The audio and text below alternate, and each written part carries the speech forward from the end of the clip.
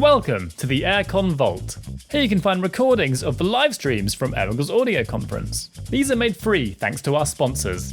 A sound effect, Audio Kinetic, Boom Library, Bright Skull, Dolby, Fmod, Game Audio Learning, Game SoundCon, Kilohertz, Motion Picture Sound Editors, Rev Rooms, Sound Cuts, Sound Warriors, and Airwindows, the online home for audio creatives. We hope you enjoy the video. There's a lot of patches. Well, there's some patches. Okay, thank you. It's kind of okay. Let's just jump into it. So I have the ability to share my screen now correctly. Yes, I do. Okay, so the score of Sword of the Sea is basically a big part of kind of the sound characteristics and ethos of the score is boys choir. So I work with Austin quite a lot on a lot of different projects, and something that he often will have me do is he'll go out to a session and record things, or he'll have a session with a musician, and then he will just send me all those files and be like, here, make things. And I will be like, what does that mean? And he will not give me any good answer to that. So it's often kind of left up to me to sort of interpret what make things means.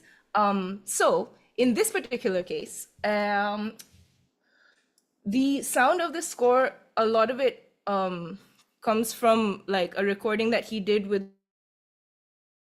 And so he basically sent me this folder. This is the folder that he sent me, this one. And it just had a bunch of these things in it.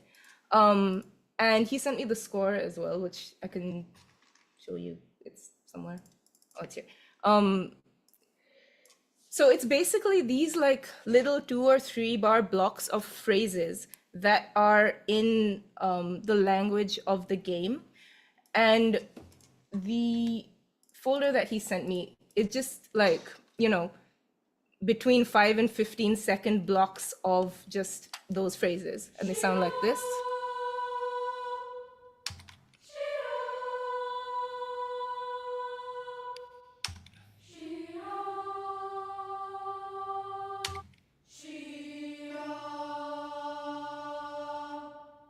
So there's a bunch of them, and he basically asked me for 2 things. One of the things was make things, as I said, and I'll get to that in a minute. But the other thing that he wanted was for me to put these little blocks of phrases into Kontakt so that he could basically easily time stretch them and use them in any key or any pitch, and also have them like indefinitely extend beyond just like. That was kind of like 2 halves of the work that I did on this. So I'm gonna just jump into the weird synth stuff because it is, some of it is quite weird. So when he said make things, I just kind of he did say the one direction that he gave me is that he wants it to be like ethereal. But so sometimes I'm not sure if that means like what that means. So I just like did a bunch of things and threw them at him, and he decided to use whatever he wanted. So the first thing that I'm gonna show you is this patch is called IR because the impulse response that I'm using in the reverb is the phrase Raya Raya Raya from the score. Where did that go? Here. It's somewhere, one of these. Yeah, it's one of these. So you can see that the words are Raya, Raya, Raya, Raya. And my brain was just like Raya, Raya, Raya, IR, IR, IR, impulse response. Ooh. So what I did was, if you know how convolution reverb works, it's basically you can place, typically an impulse response is like a sound of like a really loud bang sound in a room. And then you take that and mathify it along with whatever audio you put into it. And that's how convolution reverb works in a very, very quick explanation. So typically an impulse response, you would go to like you know, a church or a wherever, any place under a bridge, and record like either like a balloon bursting or like a gunshot kind of a thing. Here, instead of doing that, I just use the sample itself. So basically, it's interesting because these feed back on themselves in an interesting way. And I will stop talking and just play it.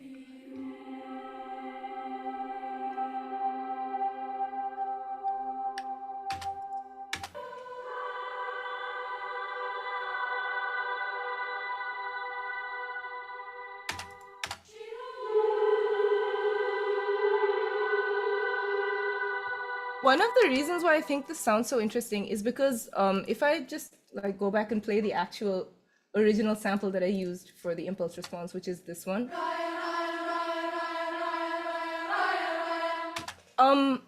So when they recorded this choir, they used a bunch of different mic positions. And when Austin sent me these samples, not all of them are at the same mic position. Some of them are closer and some of them are further. So it's funny because these like mic positions kind of interact and feedback on each other, because it's really not ever a common application that you will have an impulse response recorded in the same place at which the audio being fed into it is also recorded. Like that is just not something that ever typically happens. So I just think it feeds back in a really interesting and unique way. And eventually I did have to like EQ this and kind of tame it down a bit because it gets a bit crazy, but it was a cool thing. Okay, now let's see what is next. So, where is that coming from? That is an imposter. Okay. So this was the original sample. And then I put a bunch of things on it. So, okay, one of the like plugin developers that I really like is this guy called Airwindows, which I feel like people may know about. He makes these plugins without any UI. So you have to really like kind of use your ears in order to know what they're doing, because it's not always obvious. But something that I like to do really often is to have like a massive, massive, massive reverb. And then you can see here, all of these three are reverbs, and two of them are the same reverb. So this reverb is like insanely huge. And it's so big that it doesn't start until like later on. That's how big this reverb is. It doesn't start at the point where the audio starts.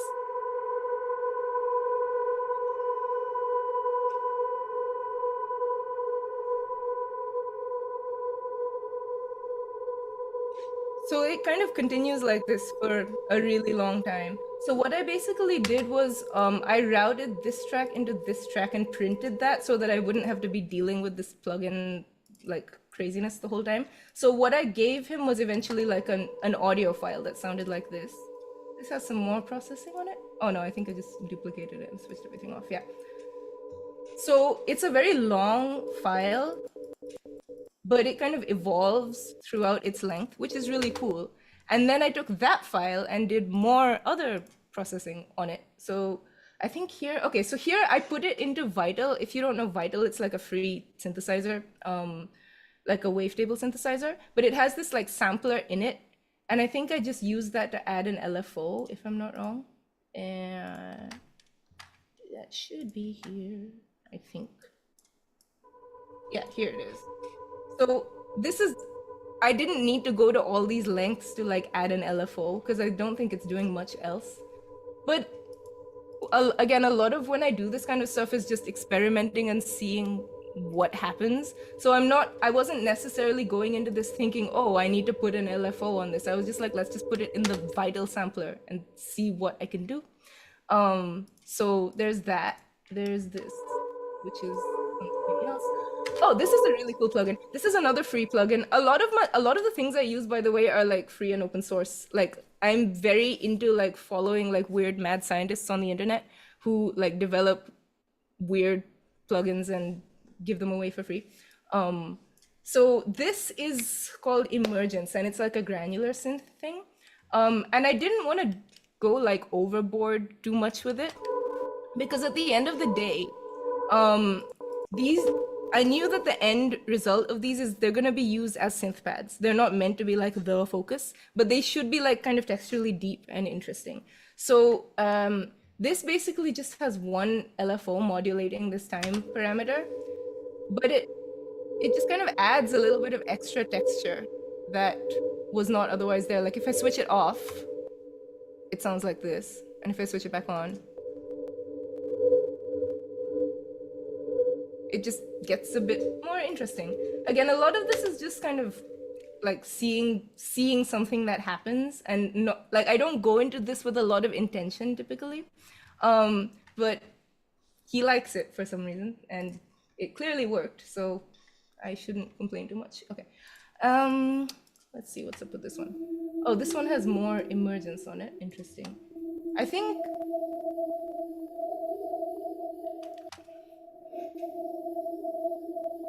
yeah, I think I just really try and like mess around with settings and see where things go. There's another interesting one I know here. Okay, so for this one, I use PaulXStretch, which is another like free plugin that probably a lot of people know about. But what I did was I basically had, so PaulXStretch, if you don't know, like just slows things down like exponentially. Like it can make things like you know, several times slower than their original speed. But you can also kind of modulate the parameters in real time. And that's what I did with this, like kind of as if it was like a physical modular synth.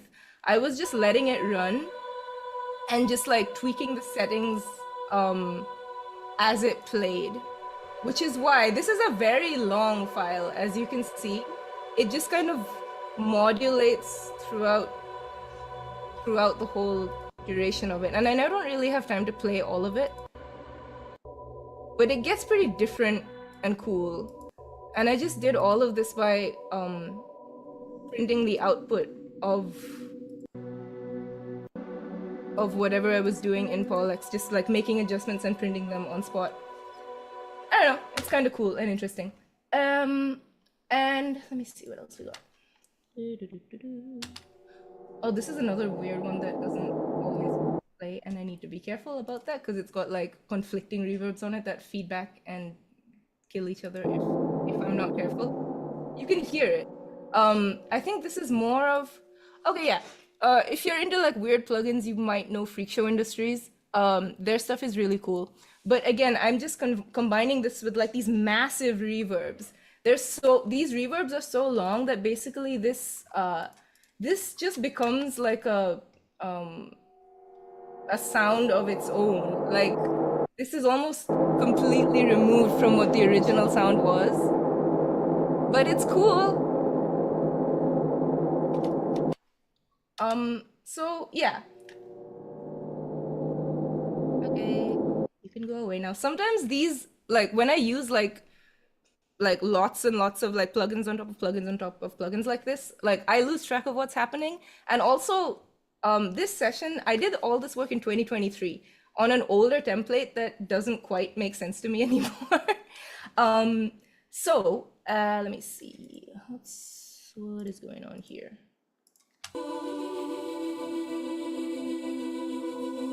This is just like more various processing stuff that I did. Let me see. Oh, I know what I initially used to make this one. It's a plugin called Cube, which is really cool.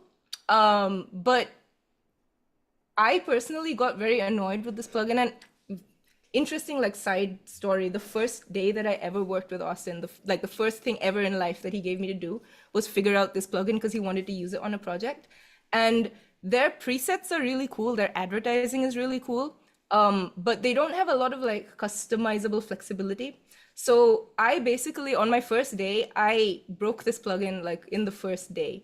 And I was just like, oh no, like I have failed, like you asked me to figure this out and I broke it. And he was just like, no, that's why I want to hire you.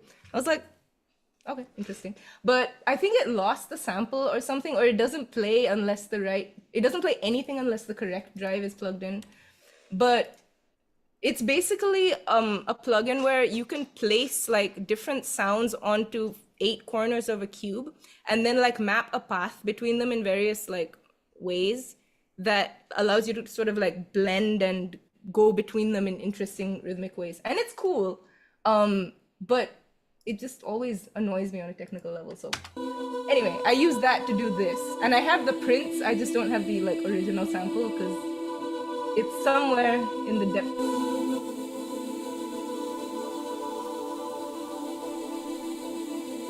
So yeah, then Austin will basically, when I make things for him, I will send him what I made, and then he'll like pick certain sounds that he wants me to put into Kontakt. So then typically what I'll do is I'll just go and these are like all single sort of what's a good example? Yeah, let's just use that one. These are all kind of single samples. So what I do is I'll put them in Kontakt, which if you don't know, Kontakt is a sampler, and then just drag it out the entire length of the whole keyboard. So then I can just play it. Does this have silence at the beginning? Whoa, interesting. I'm gonna move that sample start up. Yoink. Okay, so this is pretty cool. I don't even know what I did, but I just dropped it in and it already sounds cool.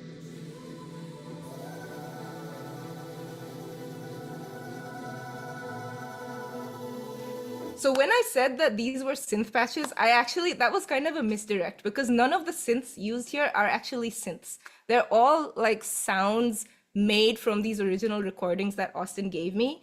And then we just manipulate them to make them sound sort of mystical and ethereal, but they're not actually technically synthetically generated. Something else that I really like to do in Kontakt specifically for sounds like this that are supposed to be ethereal, even if you're not super into Kontakt scripting, you can sometimes use these like preset scripts, and you can just where's the one that I like? It's this one. Okay, so you can experiment with those. I experiment with those all the time and just see what they're doing. But if you make them portamento and then like really increase the glide time, you just get all of this. Wait, let me use this as a better example.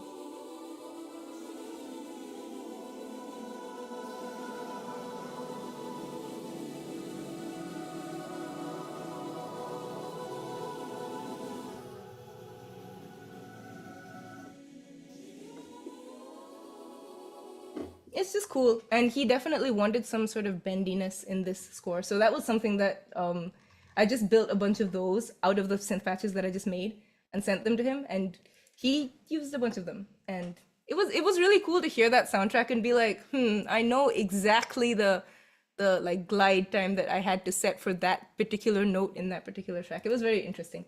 Anyway, so because we don't have a lot of time, I'll also just quickly show you like the more kind of basic Kontakt library that he had me build, which is this is just the sounds of the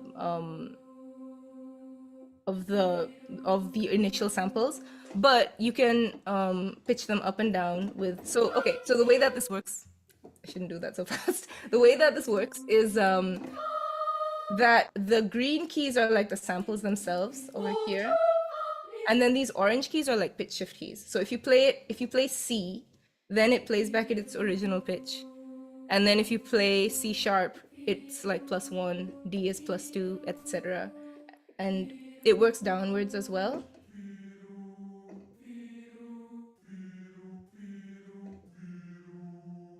Something that I wished I would have had time to build is, you can see that this UI like shows the notation of each phrase. I would have really liked it if I could have made it so that the transposition also matches, because it's basically at this point, like no matter what key I play in, it shows me the original transposition of it. It would have been really cool if, you know, oh, this is no longer a C, it's a D, can I show it as a D? For time reasons, kind of more than anything, he didn't really want me to spend time doing that because it's cool, but it's also not super necessary. But this is the kind of thing that he will typically have me build when we're doing projects like this, where he'll want kind of some of the original recording, and then he'll want some of it kind of messed up and crazy things done to it, and then he'll want that to be in Kontakt. And another interesting thing about Austin is that for the longest time, he was on this like ancient computer system that could not upgrade beyond Kontakt 5, which is why I'm using Kontakt 5 here, in case anyone was wondering. It's just because it had to work on his system, and Kontakt is not backward compatible at all. So in 2023, I was still using Kontakt 5 to build Austin's sample libraries. But yeah, that's like kind of a bit of the things that I had to show people. So I guess now if people have questions, I can see what's going on there. Hello everyone, I'm back to help get some questions in the chat. I think we had one about if there was a sound of that in the trailer. I'm trying to find it now. That's a good question, but I'm not sure because it's been a long time since I saw the trailer. But if you listen to the soundtrack, and he has the whole soundtrack available on his YouTube channel as like one massive, huge video.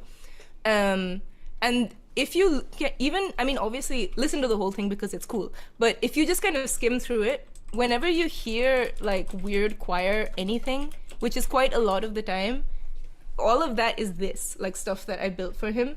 He wasn't really using like the original choir recordings. He was using my sort of Kontaktified version of them. One thing that is maybe interesting, I'm not sure, is that, so Kontakt 5, I don't know if later versions of Kontakt have made this better.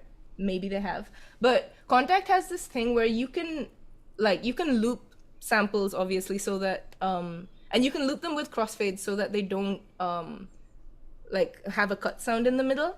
But for some reason, you cannot do that. In Kontakt 5, you can't do that while also having them be tempo synced. So Austin obviously wanted these to be tempo synced so that when, he changes the tempo in his DAW, the samples will like stretch or whatever accordingly.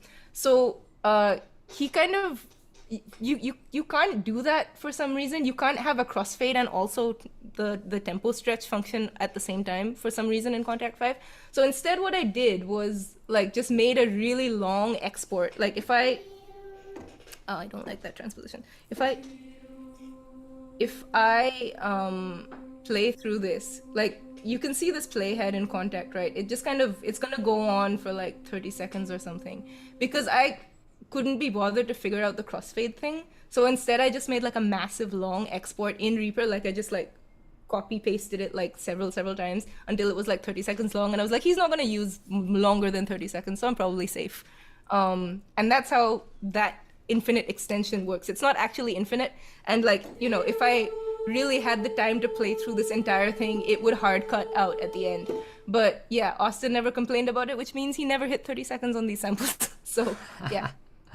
That's fantastic. Okay, we have a couple of questions in the chat. We only have 2 more minutes left, but if anyone wants to ask any further questions, I'm going to post a link soon. There's a Hangout space that you can post them into. Just tag Shireen, and then you'll get them answered there.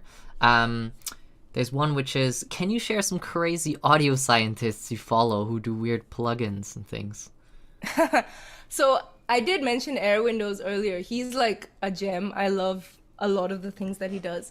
There's another guy called Igorski, Igorrrski, I believe. He does a lot of like weird things as well.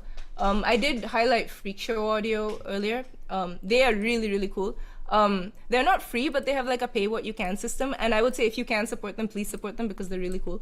And who else? I'd have to look at my like list of weird developers. I have a bunch. Actually, you know what? Maybe this is a good question for like afterwards when we're in the Hangout and we have like texting, like typeability, because then I can just look at my list and be like, oh, that guy. But yeah, there's a bunch. Another one that I use often is a granular synth called Ribs. I forget the developer's name, but it's called Ribs, and it's kind of hard to, it has a steep learning curve, but it's really cool once you learn it. That's another, nice, cool one. All right, unfortunately, we've reached the time. That's partially my fault because of the beginning. Well, it's totally my fault, so I'm sorry, everyone. any more questions you have, you can post them in the Hangouts chat that I've just put in the into the chat window. The link is there, and then just tag Shireen and ask away.